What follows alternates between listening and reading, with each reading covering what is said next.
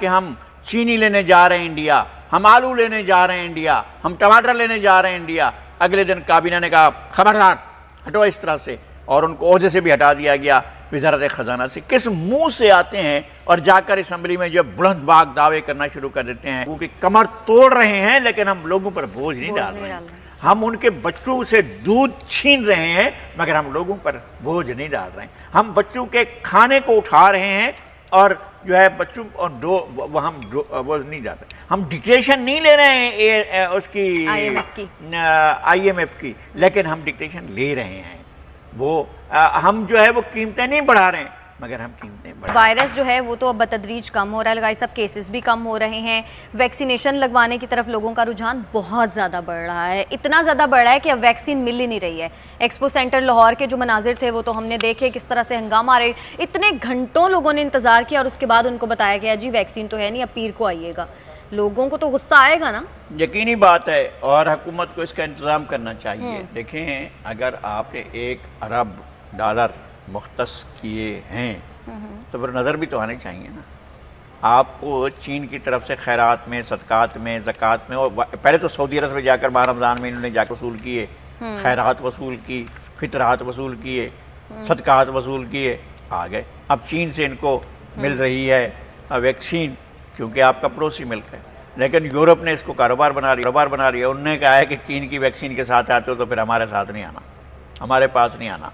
तो अब लोग जो हैं वो यूरोप की वैक्सीन तलाश कर रहे हैं, और वो क्या करें जो लगवा चुके हैं। बिल्कुल, और फाइजर जो है वो मिल भी नहीं रही है। हाँ, और मिले भी नहीं, और फिर ये कि उसकी कीमत बढ़ेगी, और हुकूमत उससे कमाने की, हुकूमत ने हर अपॉर्चुनिटी को जिससे कमाने की, उनकी माफिया को कमाने का मौका मिले, पेट्रोल हो, चीनी हो, और टमाटर हों, आलू हों, और कोई भी चीज़ हो, उससे इन्होंने फ़ायदा उठाने में चूके नहीं हैं। आटा हो, कोई भी चीज़ हो, जब इनको स्पेस मिलता है कि माफिया को कहें कि जनाब शाबाश बढ़ जाओ आगे, और फिर माफिया से पत्ती खड़ी करके आराम से बैठ जाते हैं। और जी माफिया हमारे हाथ में नहीं आ रही है। यार आपके हाथ में हुकूमत तो फिर आप ना हुए अगर माफिया आपके हाथ में नहीं आ रही है। अब ये माफिया जो दवाओं की माफिया ने 4.5 गुना, 450%, 4% नहीं मैं कह रहा हूँ, 450% जो ₹1 की चीज़ थी वो ₹4.5 में, ₹5 में मिल रही है। तो ये जो फार्मास्यूटिकल माफिया है उसने कितना कमाया। और फिर पतली गली से चले जाएं, जुल्फ़िकार मिर्ज़ा, क्या नाम था उनका, ज़फ़र मिर्ज़ा, डॉक्टर ज़फ़र मिर्ज़ा, ये भी डॉक्टर, जुल्फ़िकार मिर्ज़ा भी डॉक्टर ही थे, और ये भी डॉक्टर हैं, डॉक्टर ज़फ़र मिर्ज़ा साहब। ये डॉक्टरों की बड़ी दौड़ लगी हुई है। और वो हमारे आली मर्तबा किबला जनाब जहांगीर तरीन साहब चीनी के मामले में सुलह करो, सफाई करो, मिट्टी पाओ, इतनी 2 बेलचे जो वो डाल रहे थे ना दरख्त के लगाने के लिए जनाब वज़ीर आज़म, वो मिट्टी उन्होंने उधर भी डाल दी जहांगीर तरीन वाले केस पर। उठाओ 2-4 बेलचे लाकर उन्होंने मिट्टी उसके ऊपर डाल। लेकिन एक हफ्ते में 21 अशियाए खुरनोश महंगी हो गई हैं। गरीब कहाँ जाएगा, कैसे गुजारा होगा, आने वाले दिनों में कैसे हालात होने वाले? 2-2.5 रुपये से तकरीबन ₹2 से शुरू हुआ है आपका पेट्रोल।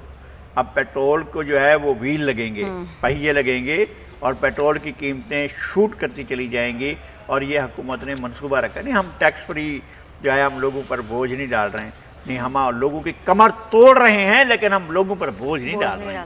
हम उनके बच्चों से दूध छीन रहे हैं मगर हम लोगों पर बोझ नहीं डाल रहे हैं। हम बच्चों के खाने को उठा रहे हैं और जो है बच्चों और वो नहीं जाते। हम डिक्टेशन नहीं ले रहे हैं उसकी IMF की, लेकिन हम डिक्टेशन ले रहे हैं।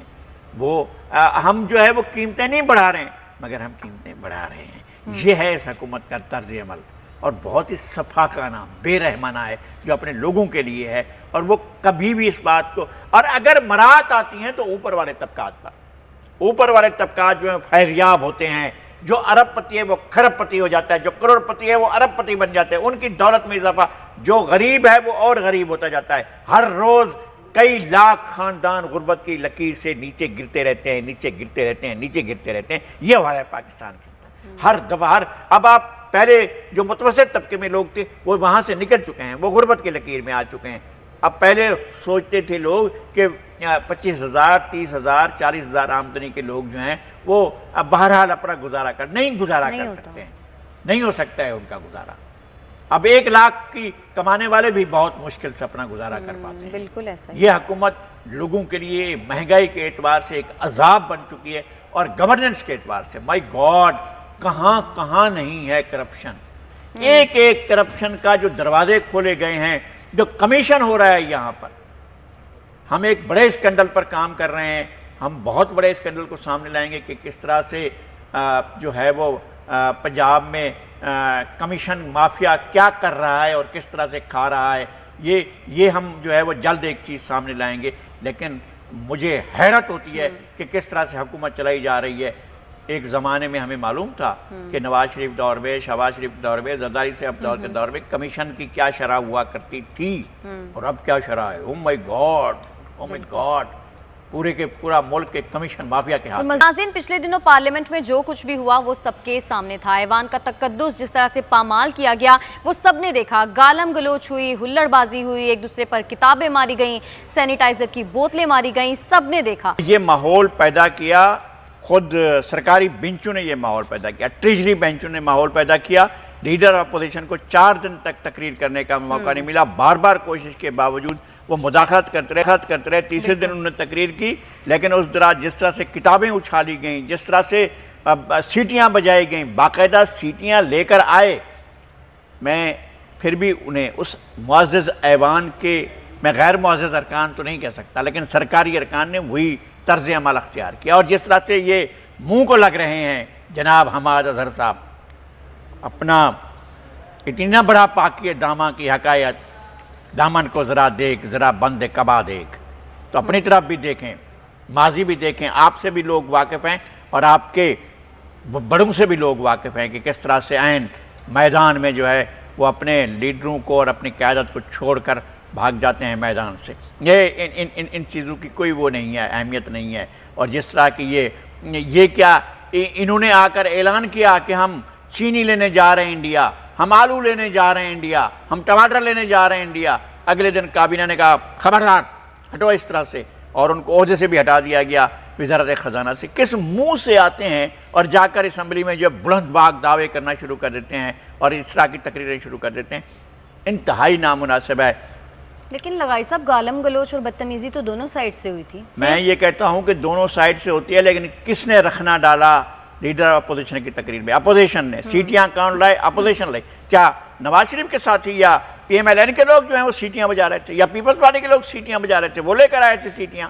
तो आप ये कह रहे हैं पहले उनकी तरफ से स्टार्ट हुआ? पहले उनकी तरफ से हुई है, और फिर उसके बाद जो कुछ अपोजिशन की तरफ से हुआ, हमने ऑन रिकॉर्ड उनकी मजम्मत की है। हमने बहुत, हम कह रहे थे कि पहले जनाब शेख रोहेल असगर साहब की इज़्ज़त होनी चाहिए कि उनकी उम्र 80 साल से ऊपर है और वो हमारे लिए काबिल एहतराम है और सीनियर तरीन पार्लियामेंटेरियन है। लेकिन उन्होंने खुद अपनी इज्जत का ख्याल नहीं किया और कहा कि ये हमारा कल्चर है, गालियां देना पंजाब का कल्चर है। ये उन्होंने कहा। हमने तो नहीं साथ दिया, हमने नहीं कहते कि वो ठीक बात है। उन्होंने मलिका बुखारी को जख्मी किया, इंतहाई काबिल मुज़म्मत बात है, इंतहाई शर्मनाक बात है। मान लेंगे कि स्पीकर साहब यही कह रहे हैं कि मैंने तो जो फुटेजेस देखी उसमें हुकूमती रुकन कोई भी नहीं था, सारी जो चीजें हुई हैं वो तो हमने भी देखी हैं। अली नवाज अमान सरकारी रुकन नहीं था, जिस तरह से उछल कर गालम गलोच कर रहे थे। क्या शफकत महमूद, मोहतरमा शीरी मज़ारी, जरताज गुल, ये सरकारी अरकान, शाह महमूद कुरैशी, ये सारे के सारे जिस तरह से किताबों से खेल रहे थे, ये खेलना जो है ऐवान का काम है। आप बजट के जो डॉक्यूमेंट्स हैं उनके साथ बाकायदा उछाल रहे थे, फेंक रहे थे, ये सारा कुछ स्पीकर साहब का शायद नजर का चश्मा। स्पीकर साहब वो कहते हैं किसी वजीर को मैंने नहीं देखा उस फुटेज में। थे ना वजीर, हमने देखा है, बिल्कुल हमने देखा है जिस तरह से वो किताबों को यूँ कर रहे थे। बल्कि शफकत महमूद तो शीरी मज़ारी के सर पर मारने लगे थे। मजाक ही सही, लेकिन ये मजाक भी बहुत ही शफकत साहब के लिए मुनासिब नहीं है। उनको इस तरह का मजाक भी नहीं करना चाहिए। लेकिन सर हुल्लड़बाजी या हंगामा आराई करने नहीं होनी चाहिए, कोई मसला हल नहीं हुआ। मैं कह रहा हूँ कि नहीं होनी चाहिए। पार्लियामेंट में या किसी सूबाई ऐवान में इस तरह की कार्रवाई नहीं होनी चाहिए। वो तो कमाल लोग हैं। मैं ऐसी आज तक मैंने कोई ऐसी काबीना नहीं देखी है, आज तक मैंने ऐसे वज़रा नहीं देखे जिस तरह के वज़रा इनको मिले। इनके तर्जुमान वाह वाह वाह, क्या कमाल लोग हैं भाई। वो कहते हैं दुनिया के अनोखे लोग हैं। अदम एतमाद हो चुका है, ये तो नहीं कहें। अच्छा। PTI की हुकूमत ये कह ही नहीं सकती कि हमारे खिलाफ अदम एतमाद नहीं हो सकता। अदम एतमाद हो चुका है। यूसुफ रजा गिलानी का कौमी असम्बली से इंतखाब वज़ीर आज़म के खिलाफ और उनकी हुकूमत के खिलाफ अदम एतमाद हो चुका, और किसी अदम एतमाद की जरूरत नहीं है।